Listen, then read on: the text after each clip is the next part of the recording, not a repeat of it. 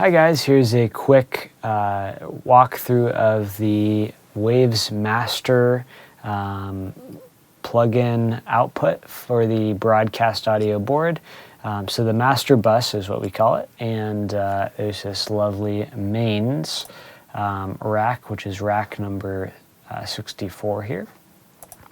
And we have some plugins here for metering and for like maximizing the level. Essentially, I would recommend that you not touch anything below this WLM meter. These are mainly something we have to have preset to get the level out to broadcast and the overall tone in a way that sounds best in everybody's houses or phones or etc. There are two plugins to look at though. This is WLM meter and L3 multi-maximizer. Both of these are on the right side of the screen where the hot plugins section is.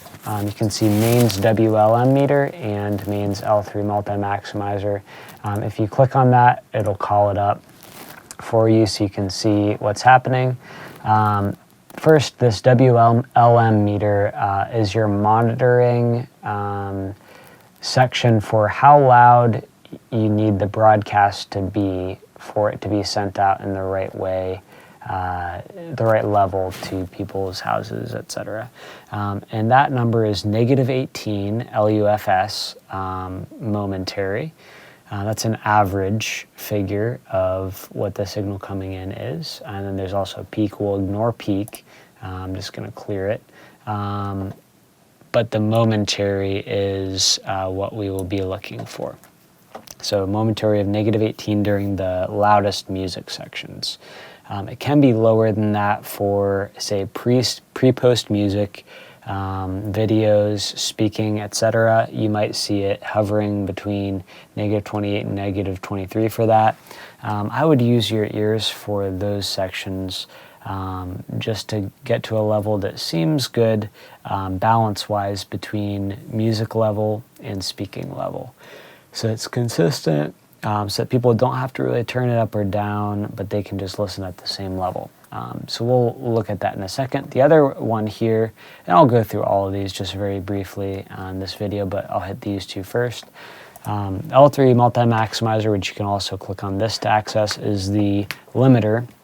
And you will see that it does quite a lot when it is active to limit peaks, especially in the low end. From the drums, you'll see those and maximize the level of audio without making it sound over compressed. It's a very fast attack limiter that's very versatile. So you'll see that.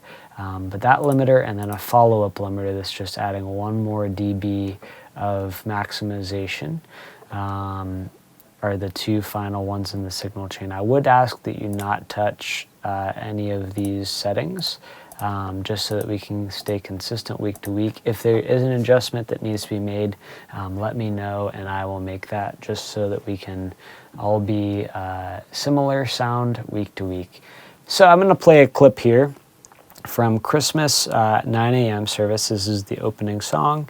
I haven't spent any time mixing this, so basically I'm just going to do a quick and dirty mix and then go to the WLM meter here and look at the level while I do that. So here we go. Do you stand with us today as we worship? So it's a hair hot right now.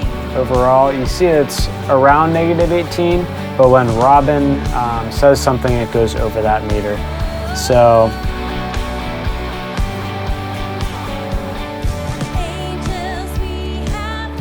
it's not too bad actually.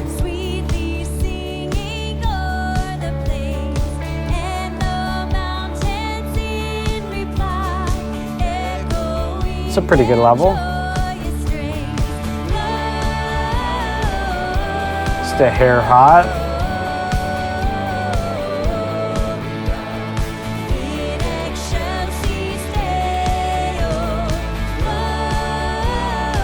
So really you want to be up to that number without really going over it. If you are over that, it will cause the maximizer to work too hard. So it's giving about negative 6 dB of compression on the low end for the drums. That's pretty normal. And then it might add a little bit here while Robin cranks vocally. Otherwise, it's just evening stuff out. And then I'm going to go through some of these other plugins while we have this running too. The F6 is just cleaning up some of the mud in the frequencies, not really EQ as much as dynamics for the frequencies, but it's doing very little, probably 1 dB max in each frequency. Then we have a width plugin that widens out the mix. I'm going to turn it off so you can hear the difference. So it sounds good like that, but it sounds more 3D like this. Then we have this is a width dynamics plugin that you can basically add punch to certain frequencies in the stereo spectrum. So off.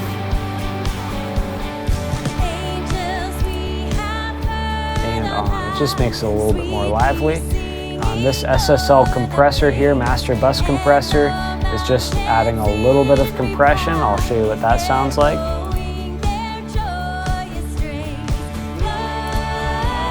So it's just adding, again, a little bit more life, a little bit more punch to the sound.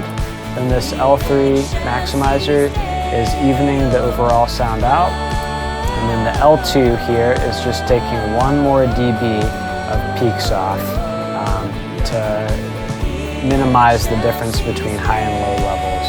Again, let's go back to WLM meter. It's hovering around negative 18 when the full band plus vocals are in.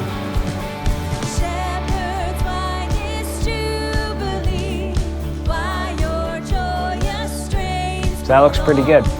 Even a little bit below is fine, but you don't want to go over that, and you don't want to be, like I'll turn it down here. If you're down here, you'll lose life.